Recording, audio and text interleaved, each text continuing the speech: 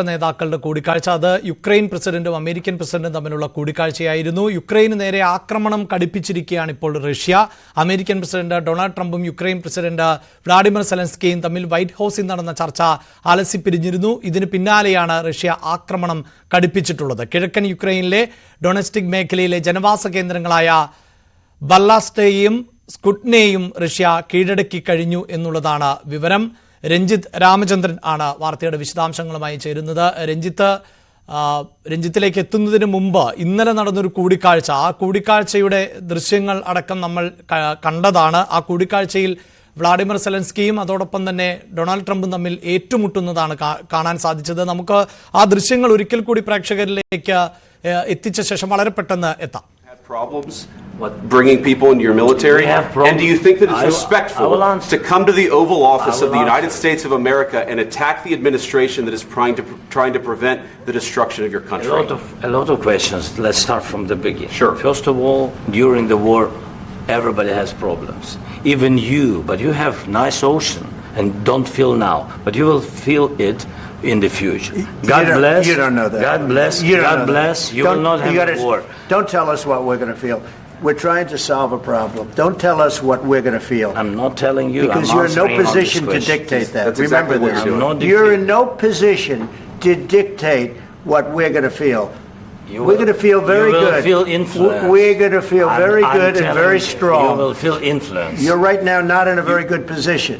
You've allowed yourself to be in a very bad position, and he happens to be right about it. From the very beginning of the war. You're not in a good position.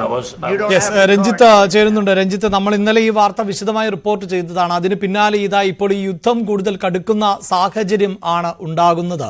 എന്താണ് മറ്റു വിവരങ്ങൾ? ഏറ്റവും പുതിയ പ്രസ്താവന സെലൻസ്കിയുടെ ഭാഗത്ത് നിന്ന് വന്നിരിക്കുന്നത് ഈ സന്ദർശനത്തിന് ശേഷം. ഇപ്പോൾ നമുക്കറിയാം ബ്രിട്ടനിലാണ് സെലൻസ്കി ഉള്ളത്. കീർ സ്റ്റാർമർ അദ്ദേഹത്തെ സ്നേഹചുംബനം നൽകിയാണ് ബ്രിട്ടനിലേക്ക് സ്വീകരിച്ചത്.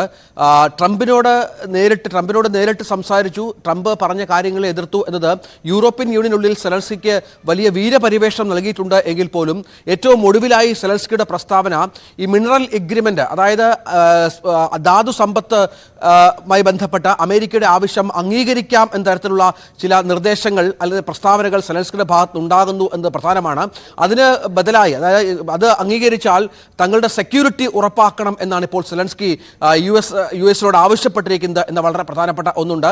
നേരത്തെ അഭിലാഷ് പറഞ്ഞ പോലെ റഷ്യ വീണ്ടും യുക്രൈനിൽ ആക്രമണം ശക്തമാക്കുന്ന പശ്ചാത്തലത്തിൽ കൂടിയാണ് ഇത്തരത്തിൽ ചില നിലപാട് മാറ്റങ്ങൾ സെലൻസ്കിയുടെ ഭാഗത്തുനിന്ന് ഉണ്ടാകുന്നത് എന്നതും ശ്രദ്ധേയമാണ്.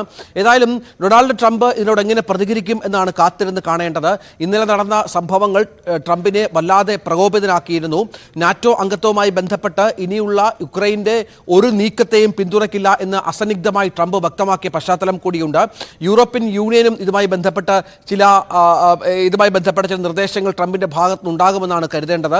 കാരണം ഇനിയും യൂറോപ്യൻ യൂണിയൻ അടക്കം യുക്രൈൻ്റെ നാറ്റോ അംഗത്തെ പിന്തുണച്ചാൽ ഗുരുതരമായ പ്രത്യാഘാതങ്ങൾ നേരിടേണ്ടി വരും എന്നാണ് മനസ്സിലാക്കേണ്ടത്.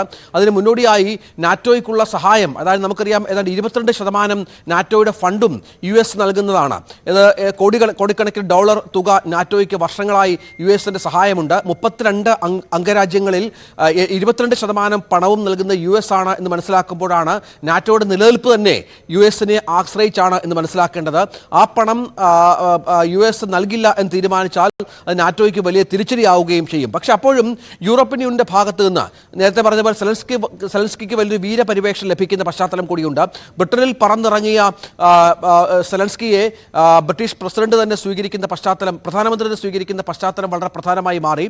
അവിടെ അദ്ദേഹത്തെ കെട്ടിപ്പിടിച്ചാണ് സ്വീകരിച്ചത്. തുടർന്ന് ബ്രിട്ടനിൽ നിന്ന് ചില സാമ്പത്തിക സഹായങ്ങളുമായി ബന്ധപ്പെട്ട ഒരു സുപ്രധാന കരാർ സെലൻസ്കി ഒപ്പിട്ടു എന്ന വിവരങ്ങൾ കൂടി പുറത്തു വരുന്നുണ്ട്. ഒപ്പം ബ്രിട്ടനിലുള്ള റഷ്യയുടെ സ്വത്തുക്കൾ, കോടിക്കണക്കിന് ഡോളറിൻ്റെ സ്വത്തുക്കൾ അത് മരവിപ്പിക്കുകയും അത് യുക്രൈന് കൈമാറുകയും ചെയ്യും എന്നുള്ള ചില നിർദ്ദേശങ്ങൾ കൂടി ബ്രിട്ടൻ മുന്നോട്ട് വച്ചിട്ടുണ്ട് എന്ന സൂചനകൾ കൂടി പുറത്തു വരുന്നുണ്ട്. അങ്ങനെ ഇന്നലത്തെ വൈറ്റ് ഹൗസ് വാഗ്വാദത്തിന് ശേഷം സംഭവവികാസങ്ങൾ ഒട്ടും സുഖകരമല്ല എന്നുള്ളതാണ്.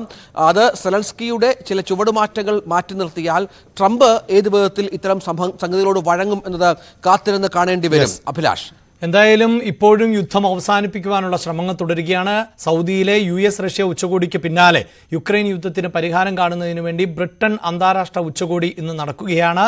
France, Germany, Denmark, Norway, Netherland, Poland, Spain, Finland, Sweden, check republic, Romania തുടങ്ങിയ രാഷ്ട്രങ്ങളെ കൂടാതെ സൈനിക സഖ്യമായ നാറ്റോയും യൂറോപ്യൻ യൂണിയനും ഉച്ചകോടിയിൽ പങ്കെടുക്കുന്നുണ്ട്.